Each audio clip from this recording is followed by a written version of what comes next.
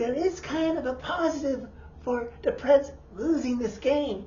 And that would be, well, they didn't mess with Logan Thompson's psyche too much, so he should be ready to go and steal Jordan Binnington's spot as Team Canada's #1 goalie for the Olympics in Italy. Well, yay for the sounds of the Nashville Predators helping Team Canada in the Olympics. Yay! Before you fly off the handle, Johnny, take a deep breath. Does someone somewhere have a voodoo doll collection of this roster? As always, not helping. I guess the season's over. So, sit down silence. That was the plan. Why does it say placed on waivers?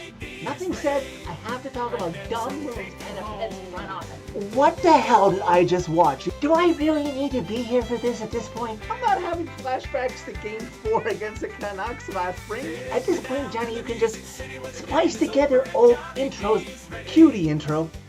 Redemption take you home. Preds lose 4-2 to the Washington Capitals Thursday night inside Capital One Arena in Washington, D.C. with 2 goals and 1 assist by Jacob Churchman and 27 saves by the Capitals netminder Logan Thompson. The Preds will now have 3 weeks off, some of the roster going off to Italy to participate for their countries, leaving Barry Trotz with just a little over 3 weeks into the NHL trade deadline to figure out what sort of shape he's going to leave this team for the future once his successor has been decided. The Preds are on their last second half of a back-to-back before the Olympic break, and with their knack and history this season for coming back into games, I fell for it hook, line, and sinker that they were going to do it again in this game, but I was taught a lesson. I do want to mention before I delve deep into this fan reaction that in Capital One Arena tonight, the Washington Capitals, 1, were having Star Wars night, and 2, were honoring players on their roster who would be participating in the Olympics, including for my country of Canada, Tom Wilson. Now, anybody who knows anything about hockey, if you're a Capitals fan or you root for somebody else, you know how much of a pest Tom Wilson can be. If any Penguins fans are watching this fan reaction video, you can attest #1 above anybody else. The Capitals PA guy finishes off the announcement by saying, "Capital Olympians, we wish you the very best," and they show a shot of Tom Wilson. And I'm thinking, yeah, the majority of Capital fans who are American, I'm like, yeah, I don't think so, especially when Team Canada finally plays Team USA. Yeah, we'll see how much Capital fans are wishing Tom Wilson the very best. And speak of the devil, it's the Capitals who score first. Tom Wilson, of course, his 23rd of the season. Where have we seen this before this season? Oh yes, in a majority of Preds games where the Preds surrendered a first goal. And maybe they can come back from it. I was thinking possibly. Make that now 57 games and counting that the Preds have not recorded a shutout this season. I did some research before this game tonight, and if you trace back all the way to the 2001-2002 season, there have been 10 teams that have not recorded a shutout in a single season. 10 teams. I thought it would be much more rare than that. But the Preds look well on their way to being added to that list. With 9 minutes left to go in the first period, the Preds give the Capitals their first power play. Ozzy Westblack goes off for tripping. And, oh yes, of course, it's not just the fact that it's the Capitals who strike pretty well into it. No. It's the fact that Pierre-Luc Dubois, who scored that power play goal, that was his very first goal of the season, and we're in the back half of the season. Preds find themselves down 2-0, but we know this team's propensity for coming back, loving to give themselves deficits to climb out of, so maybe they'll they'll find some magic. I was feeling somewhat confident of them making up for the loss against Minnesota, but after 2-0 deficit after first period, who knows what's in store? 3 minutes into the second period, the Preds would get their second opportunity to try and shake this game up, get back into this game. But of course, classic Preds move when they have a key power play is to negate it. This time it would be Jonathan Marchessault. Not the first and only time we would be pissed off at him in this game. And things would get optically worse because 6 minutes into the second period, the Preds with Erik Haula and Jonathan Marchessault have a 2-on-0. You heard me, a 2-on-0. Erik Haula sets up Jonathan Marchessault with a great chance.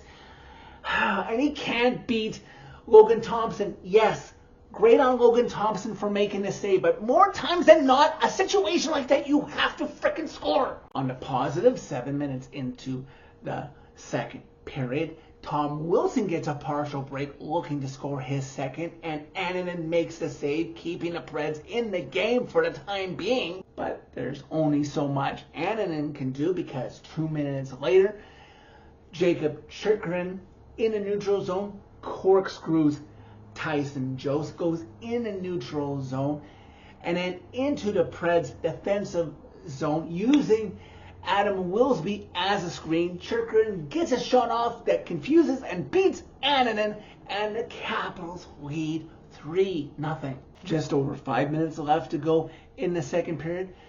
2 key chances by the Preds, both stopped by Logan Thompson. Under 5 minutes left to go in the second period. Almost a full 2-minute 4-on-4 situation because an initial Preds penalty was then negated by a Vegas penalty. Play continues. Play comes into the Capitals zone from the blue line. Adam Wilsby gets a shot off. Double deflection. Confuses Logan Thompson going the wrong way. And Jonathan Marchessault, for the time being, makes up for a little bit of his stupid penalty earlier. Cuts into the Capitals lead. 3-1. But let me just warn you, if you didn't watch this game, that's the best we would get out of Marchessault in this game. And it being 3-1 after 2 periods, I'm sure some of us thought 2-goal deficit is still within reach. Maybe this team can pull something out in the third. That feeling would be added to as 1 minute into the third period, Capitals in transition, a drop pass to Nick Dowd, who blasted past Annunen, and in a moment, the Capitals were up 4-1. But wait, hold up.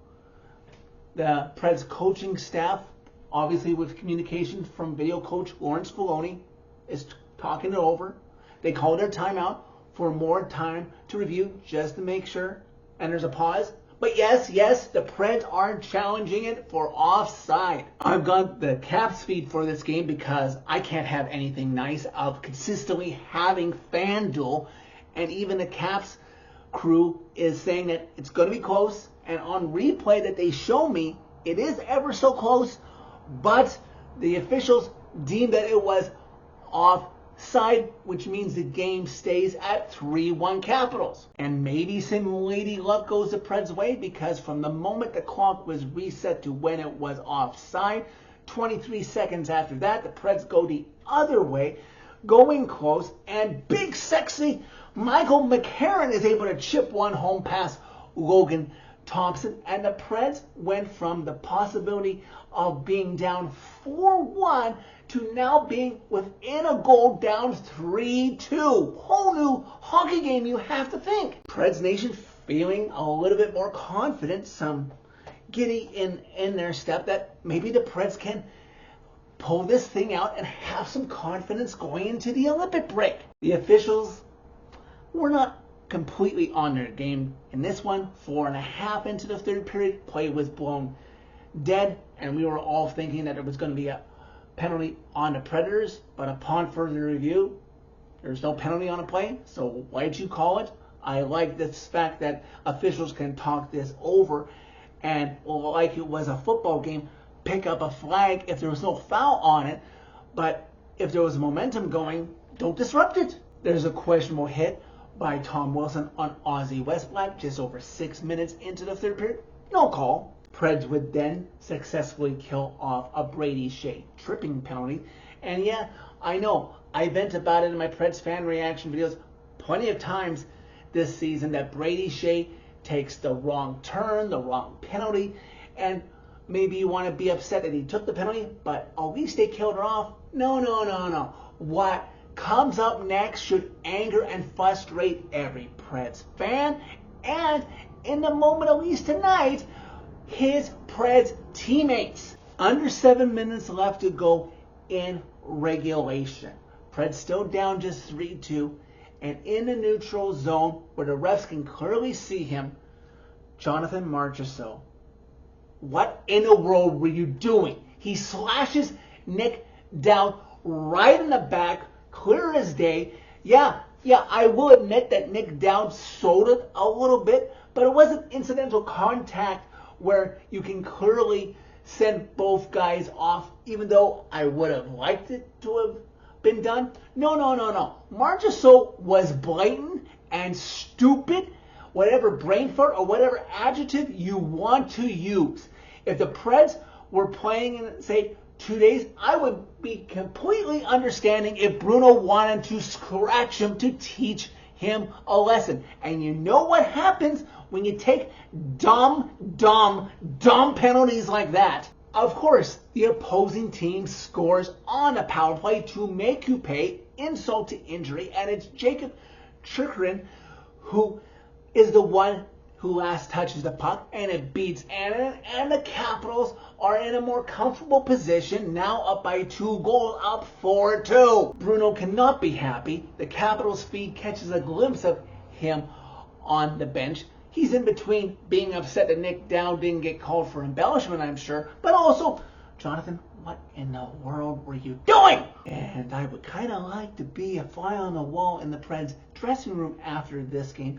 If anybody said anything to Marchessault, my God, I hope they can work something out of trying to ship him out either this year or in the offseason. It's just not working. Under 4 minutes left to go, Preds are on a power play. Bruno pulls Annan for the extra attacker to make it a 6-on-4. Penalty expires. Preds don't score there. Preds don't score with the normal extra attacker. Clock eventually winds down and horn sounds. Preds don't give up the empty net goal that I know frustrates Preds fans. Why'd you pull the goalie if they're just going to score so easily? But they don't get anywhere closer to make this respectable and lose for the second straight time. They're going to have to sit on this loss for 3 weeks now, losing this game to the Capitals by a final of 4-2. This team remains 4 points back of anything that is significant. The teams that they are chasing are not doing the Preds any favors. They have games in hand on them. Eventually here, we're going to have to admit they are running out of runway space. Everyone now, as of the conclusion of the NHL games on the docket on Thursday, are now on the Olympic break. The NHL will officially return on Wednesday, February 25th, with the Preds returning to action on Thursday, February 26th at home to Chicago. That's the first of 5 games the Preds will have on their schedule before the March 6th NHL trade deadline. I hope that as General Manager Barry Trotz begins to ride off into the sunset, that ownership lets him make the moves to this roster in this season that need to be made to improve this team for his eventual successor and in following seasons. This team is probably going to come up short mid-April this year. And rather than force a square peg into a round hole for a little temporary enjoyment, seeing if this team can sneak in and keeping all their assets post-trade deadline, make the changes that need to be made. Ownership, I'm looking at you. Let Trotz do so that things can prolong and be a lot better with the team possibly competing for the conference or division in succeeding seasons after this one. So that's it for this video. Thank you very much for watching. As always, click like if you like this video. Click subscribe if you really liked it. You can find my social media and interact with me during every Preds game by clicking on a channel name. Tell all your friends about redemption. Everyone deserves a chance at redemption. Everyone's eyes in Preds Nation is looking at you, Jonathan Marges. So don't miss a chance to witness redemption.